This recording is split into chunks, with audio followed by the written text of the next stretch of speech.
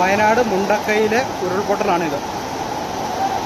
ഇവിടുത്തെ അമ്പലം, സ്കൂൾ കെട്ടിടം, വീടുകളെല്ലാം പോയി.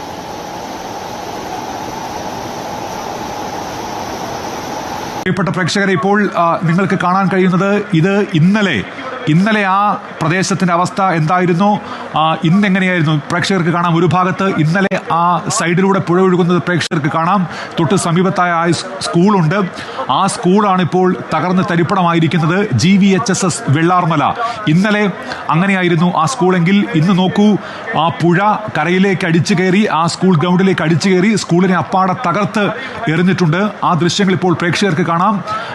എത്രത്തോളം വലിയ ദുരന്തമാണ് ആ മേഖലയിൽ ഉണ്ടായിരിക്കുന്നത് എന്നത് ആ ദൃശ്യങ്ങളിൽ നിന്ന് വ്യക്തമാണ്. ഇന്നലെ അവിടെ നിന്ന് ശ്രുതി തയ്യപ്പത്ത് പകർത്തിയ ദൃശ്യങ്ങളാണ് പ്രേക്ഷകർക്ക് ഒരു ഭാഗത്ത് കാണാൻ കഴിയുന്നത്. GVHSS വെള്ളാർമല ആ സ്കൂൾ